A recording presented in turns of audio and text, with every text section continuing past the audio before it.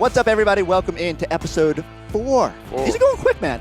Of the Enes Kanter Show on the NBC Sports Boston Podcast Network. I'm your host, Chris Forsberg, alongside the Turkish snowball, Enes Kanter. We're going to get into that because, I mean, we're looking right now. It's been snowing in Boston for what seems like 4 straight days, and we shoveled our way here. I want to get into Enes and the snowball fight. Okay. But we have a very special guest today on the show. We're going to call Donnie Wahlberg. Woo. In my mind, the biggest celebrity Celtics superfan out there, the one who deserves the title. We have a lot of athletes that come to games, a lot of coaches, a lot of owners. Donnie's like the one TV guy, the one singer, the one everything. He's a diehard too. So let's do this. Let's get Donnie on the line. Let's call him up and see how he feels. Let's go about the Celtics season. Are you all ready for this? You all ready for this? I don't get nervous, but I am like genuinely like. We're calling him early. Oh. What's up, my man? Hey. How are you? Good. Chasing fake bad guys. Are you in New York? Yeah, I'm shooting. Right now. I told him I need a 10-minute break. All right. Let's do this. Donnie, hello. Chris Forsberg, NBC Sports Boston. What's going on? What's going on, Chris? Thank you so much for doing this. Of course. I'm going to come right out and say this. All right. So I like we got you as singer, songwriter, actor, record producer, film producer, but I want to add one more title to your credit. Okay. The biggest celebrity Celtics fan. I thought you were going to say hamburger salesman. Well, no. I mean, we get that too. I had a very good experience at a Myrtle Beach Wahlburgers. But are you the big? So I've heard people say this. The Celtics don't have a lot of celebrity fans. Are you okay with being sort of the face of Celtics Nation? I'm honored to be the face of it, and I'm proud to say that I was there during some of the worst seasons in Celtics history. So I don't. I'm not a fair weather fan or a bandwagon fan. I ride through the tough times as well as the good, and I was just as proud to be a Celtics fan then as I am now. What has it been like watching this year's team? Like, obviously, you were along for the ride last year. That was about as hard as it's been to be a Celtics fan, right? Like, it just wasn't an enjoyable team. It was, it's really hard to explain the shock, and I think it's fascinating because it was a collective feeling in the city. We all got caught up in the wave the year before where this team that we didn't have a lot of expectations for when Gordon went down and then Kyrie was out, we just kind of figured, all right, well, maybe we'll sneak through a round in the playoffs if we're lucky. And suddenly we caught this wave with these young guys and Marcus Morris and this different collection of players. And it was like, wow. And everyone fell in love with the team. And last year was like this awful breakup. Was happening, right when we all fell in love. Like we found out the love of our life was cheating on us 6 months into the relationship. And it was like heartbreaking. And we kept wanting to wake up from this nightmare and see that, they're going to get it together. Mm-hmm. And I thought when the first Milwaukee game happened and the Celtics won on the road in a dominating fashion, I was like, this is it. They finally turned the switch. And 4 games later, it was just, no. The love of our life was cheating on us. It's a disaster. It's time to move on to a new relationship. How much better has that made this year watching how enjoyable this team has been? It's been great. The team, first of all, looked like they're having a lot of fun. I know, for Enes, he's been out. He was out for a while, so it's, seeing him against New York the other day was great because his rebounding really made the difference in the game. I'm serious. He kept us in the game when nobody could score, and it was a huge, huge difference for us. And rebounding's always been a problem for the Celtics the last bunch of years. But the team seems to be having fun, and I think when Gordon gets back, now Enes is finding his legs. With this collection of players, can fully play together. I think they keep having fun and working together. I think really the sky's the limit for this team. It's so different than last year. We went to the game, the third game of the season, my son and I in New York, and the team was having so much fun. They're laughing on the bench and enjoying each other's company. And I went to a lot of games last year. There was not a lot of joy in Mudville last year. It was very, very sad. So our cameras did catch you with your cell phone camera out when Tacko was on the court. Yeah. How much did you enjoy? Because listen, I'm gonna be honest with you. Our first guest in Enes Kanter Show history was Tacko, And I said, listen, Yeah. I only have 2 requests. I need Donnie Wahlberg and I need Tacko. And Enes has There already you come go. through. But how much did you enjoy that? I saw you and your son, right? We're sitting there filming Yeah. it. I mean, how neat Yeah. was that? It was so fun. It was fun because we knew, like, when Enes didn't come down to New York, it was like, Tacko could get some minutes tonight, Right. and if we're winning, he's going to get minutes. And sure enough, the team started to pull away in the fourth quarter. It's like, oh, this is going to be fun, and the building just got so swept up in it, and then the players on the bench got swept up in it. So it made it easy for me to, like, really enjoy the moment. And my son loves Tacko; like, he just thinks Tacko's the greatest guy ever, and so we just went with it, There are some things as a Celtics fan I won't go along with. Like, as disappointing as last year was, I would not be on the sideline chanting Kyrie sucks. But I definitely would enjoy Tacko's first. I didn't want to miss his first NBA basket if he made it, and he made a couple, so it was really fun. True. Tell me how you met Enes and got built a relationship with him. Well, I think I reached out to him on social media, or he might have reached out to me. I don't remember, but Instagram. Yeah, we talk on Instagram. yeah. Like, how does that happen? Like, did you just, like, you're like, I need to know this guy? We messaged and he answered. I'm like, wow, that's huge.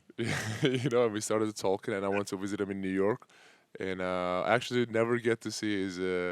I actually went there twice. But they were always So yeah, busy. we weren't going to put you on the spot, but like, what do we got to do to get Enes on the show?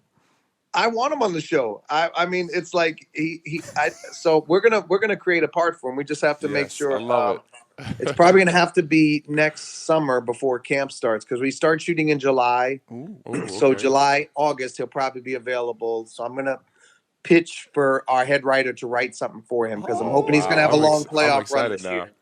What Yeah, is he? Will he be a villain? Like, what do you, in your mind? Is he a villain? Is he going to be one of the guys you chase down? Is he going to be like your sidekick? Like, I need to know what you think Enes' cast type is. Okay, in truth, he's a fun guy. He's very funny. I mean, you see him on Instagram and the different stuff. He's a really funny guy. But in truth, it would be fun to show that side of him, but also be fun to come up with a character that really speaks to what he's dealing with. Maybe True, a character who Okay. is in a similar situation, and maybe I don't want to wish anything bad on him, so I don't want to say it, but a character who's from another country and then maybe is being threatened or in some way is having some issues and needs my character's help to sort of work through it. And I think what'd be great about it is because it could shed some light on his situation and what he's going through, maybe adjusted fictionally, but I think it's something we haven't done on the show. We haven't really done anything like that where somebody's put their life on the line and spoken up for what they believe in and spoken out for human rights and justice. And I think it would be fascinating to explore his true story, because there's nothing more interesting than what he's going through, that we could create fictionally. What is it like when you're in? I mean, I got to assume you spend a good amount of time in LA. You're in New York. Like, how do you deal with people that don't like the Celtics? In terms of, I'm sure you hear a lot from Lakers fans, Knicks fans, Nets fans now. They're coming out of the woodwork. They never existed before. How do you sort of keep them quiet? I love it. The best thing, I really don't have to do much to keep them quiet. And in truth, the Celtics, people's generally like this collection of players, which is different. So it's not, in the 80s, and even in the 2000s with Paul Pierce, those teams weren't very beloved in a lot of other cities. But I think with Jalen and JT, and even in New York, like, you see everybody loves Enes in New York. They love him in Portland. Like, everywhere he goes, he's left a lot of goodwill, and people appreciate him. I think in Kemba, is a very likable player. I mean, these guys are likable on and off the court. So I don't feel the animosity, but there's nothing better than being in a building besides the Garden and watching the Celtics play and win. Like, that's how you shut the fans up. And I've been to so many road wins the last bunch of years. It's so much fun. I mean, it's really, there's nothing like it being the only person in green in the front row and having people behind me saying, "Sit down, Wahlberg, shut up." Yeah. What's your favorite moment? What has been your favorite Celtics experience so far? In my life? Yeah. Something you've been at, watching from afar? Like, what's been the all-time moment? Wow. I mean, there's so many. It would be hard to say. I think 2008 was a real amazing run. Right. That was really unbelievable. But I think probably in the last couple of years, I think the playoff run 2 years ago, because now I'm enjoying it with my son. Like, he's diehard. Like, he's such a diehard. And I see myself in him, and I know what he feels like because I was a teenager going through the same stuff. So I think, taking these road trips with him, and we've been to Indiana, we've been to Detroit, we've been to New York, Chicago. We go to games all over the place together, and to see him, know so much about the game, and he's a statistician. He's like a modern fan. Like, he knows all the whatever they call it, the Dianetics, whatever all these the analytics. I might need him to help me write some articles. He might have better numbers than I do, so I'm gonna need his help. He knows it all. So for me, it's really fun, I think, sharing with him. But for me personally, I'd say winning game 4 in 2008. I think it was when the Celtics were down by 24 points. It was game 3, I think. When they won that game, that was probably the highlight. And then, of course, winning the championship was great. But the last run in 2 years ago in the playoffs, that was amazing. That was a lot of fun. That was amazing. I don't think people understand how just unexpected it was, and it's no pressure, but you guys have got to get back to that level. We got it. Don't worry about it. We got you. What do you think is the ceiling for this team this year? Like, no, you want to throw a bold prediction out there for where they're going to finish? I think I've said, and there's nothing to change it other than some other teams are playing better than I thought they would.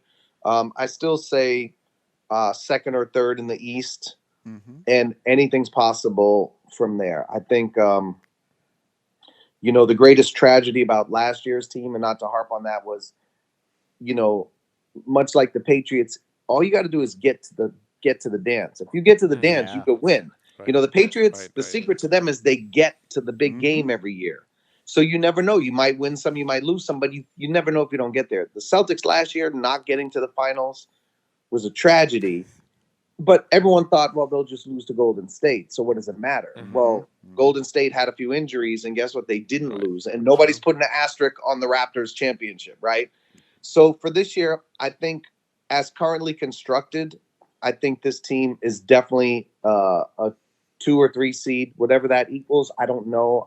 Hopefully Gordon gets back quick, and I don't know what Smart's status is, but we have to avoid injury, obviously. I think Enes brings something, and I'm not saying this because he's a friend, but he brings that offensive rebounding that we saw in New York the other day. We haven't had that. Yeah. We have not had that in years. And I think we may be a piece or two away, but one of the biggest pieces we've always lacked in the last few years is offensive rebounding and just rebounding in general. And if Enes can put up his typical career numbers, it's going to be a big difference maker for us. And if Gordon comes back with no limitations, it's fascinating because when we signed Kemba, the question was, are we just replacing Kyrie with Kemba? And is that formula going to work? A point guard who shoots a lot, who's not that tall, is it really going to work? And I think when people were asking, well, I was asking myself that question, but then I stopped and said, wait a minute, this is really telling of what Danny and Brad saw in this team with Kyrie, is that this team should be great. This team should win 60 games. This team should be competitive with this formula in Brad's system. And now that it's working with Kemba, you see what could have been with Kyrie, that what we never realized is that with a point guard similar to Kyrie, who's willing to share the ball and not be consumed with their own stats or whatever it is, this team can really work in this system. And now you add in rebounding. And if Rob keeps developing as a rim protector, really the sky's the limit for this team, in my opinion. Well, no pressure on us. Yeah. Donnie, I got to say this. So my wife doesn't care anything about basketball. But I told her as I was leaving this morning, I said, listen, there's a chance I might be talking to Donnie Wahlberg this morning. and she's I think her first concert was an NKOTB concert, Worcester Centrum, probably like early '90s. She has a friend Sarah who has been to literally probably 100 of your shows, and they are the biggest fans. So this will be the first of anything I do at work. This will be the first time they ever listen or come to listen to the podcast or anything like that. So you have made my day. You've made me look like a hero. I'm gonna come say hi to you on Friday night while you're out there for the Denver game. Yep. Thank you so much. Tell them I said hi, and you're welcome to any time come down. You know, Enes, he was saying earlier, he's come to the set a couple times. So every time we would say, hey, let's meet up, I'd say, hey, I'm shooting in the city. If you want to come by, come by. He's like, yeah, I want to see how it works.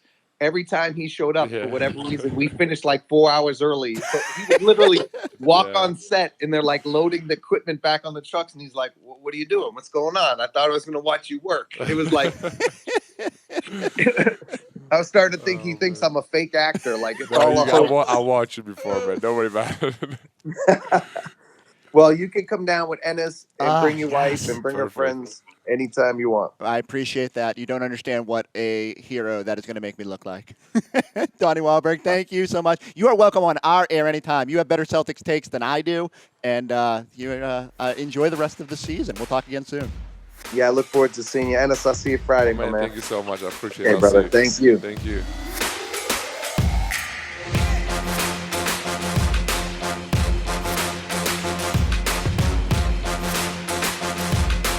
All right, well, I don't even think I have to get my wife a Christmas present now. Donnie said hello. I mean, she didn't. He Save a lot of money. He didn't say her name. Like, that'll come. I'm gonna go find him on Friday when he's at the Nuggets game and. Just to get, 100%. Like, well, actually, so you do Cameo. Yeah, I do. Yes. What do you charge right now? I don't actually charge a lot. I just wanted to do it just for fun. $50. How many of those do you do a week? Oh man. Yesterday I just did 10. Literally yesterday I just did 10. Let me see. I can show you right now. So, have you? So it's funny because my buddy just had a bachelor party and we signed up. I think you did one for him.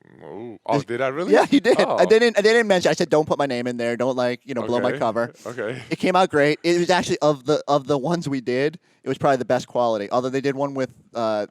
WWE superstar The Godfather. Do you remember him, the Ho Train? Yeah, okay. Hilarious. No. Wow. Hilarious. He's a wrestler, though, so he's always in character and all that. He was very good. I started this summer. I did like 321 cameos. Wow. Yeah. I mean, it's a good price point. Some of them out there are just incredible. Oh, yeah. But some other people are charging so much. Like, I think like there was one basketball player, I think it was a Meta World Peace, charging like $2,500 or something. What? I'm like, what? What can Meta World Peace tell you? Like, most of these people just want hey, happy birthday, hey, happy bachelor party, whatever you got going on. Yeah, I don't think I will want my kid to get any advice from Meta World Peace. I mean, unless he knows a really good party. Like, right. I don't know everything. There you go. The Godfather, he invites you. He says, if you're ever in Vegas, come hang out. Oh, wow, okay. I mean, so that's pretty impressive. I mean, you can't just be inviting people to games. Right. What's the weirdest request you've ever got? Oh, I just had one yesterday. I don't want to tell you what it is. Oh, no. Oh, my God. It was pretty. I actually declined it immediately. Like, inappropriate. Decline. I mean, that'd be the hard part. I would just accept everything because I just want the money. But, I would sell my soul a little bit. Oh, my God. Okay. No, I'm just kidding. I can't. It has to be family friendly. Right. Like, you don't know where these videos are going to end up. That's true. Right? Like, sometimes I see them on Twitter. I see them on Instagram. I see them on like other places. You gotta be careful. What I respect is that you bring it. Again, some of the ones we've seen where people are just sort of like, they're walking down a subway station and it's loud. You can't even hear them. Yeah. It's just you put in the effort, and that $50 is rewarded. Oh yeah. And people are genuinely touched by this stuff. They do, yes, they do. So when I have Donnie Wahlberg record a cameo for my wife for free, I'm off the hook for Christmas. That's gonna be. That is gonna be great. And we'll play it on the show, especially if he does a good job. So the number one thing I want to talk to you about this week, again, as we watch the snow fall down outside the Celtics practice facility here at the Auerbach Center. Okay. Did you start a little snowball fight? Yes, I did. Tell me what happened. We had an amazing game against the Knicks. We won, obviously, and we landed. As soon as we land, I look outside. I'm like, man, it's snowing. So what's the first thing that you do when it's cold? Either make a snowman or Yep. do a snowball fight. So some of the players was waiting for the bag. I'm like, I made a snowball and throw it at Rob, and then Rob started to throw it to somebody else, some other players. So I just like we started this crazy snow fight. But the one thing who was not fighting back was Taco. So Aw. I know I was like, come on, Taco, that's not how you play And he's been snowball. waiting for snow. Like, Right. So I threw him a snowball, and he looked at his hand, he shook it, and he started running away. I'm like, no, that's not how you play snowball. You gotta throw me back. You gotta throw back. anybody get you good? I'm trying to think. I mean, you had like a super cut video of like Yeah. 9 people you hit. Yeah, I did. I'm trying to think who got me really good. Oh, Tice got me good. I hit him. He hit me. He got in his car and he left. He ran away. Yeah, he ran away. So I don't want to overblow the moment, but as we talked with Donnie Wahlberg, last year's team, I don't think will have a snowball fight. Like guys get off the plane and they run for their cars. Right. But I think that was part of the reason you were brought here, right? Like, how much do you? I don't think you pre-plan this stuff, but it's No. just part of your natural personality, right? I mean, it's fun. Well, I mean, because in the end, I understand we all want NBA players, whatever, but we are like big kids, Yeah. you know? Like, you see, if you see the conversation we are having in the locker room, you will crack up. It's the funniest. But I mean, I think, I think if the fun is not there, then you're not doing your job. Because in the end, we are entertainers. We entertain people, but again, we gotta have fun too. So I think for me, it was just like, you know what? Just those are your brothers that you see more than your family. So just go out and have fun with them, and that's what all it's about. So I'm just, just snowball fight, going out to dinner, going out to movies, make fun of each other's whatever. So it's always fun.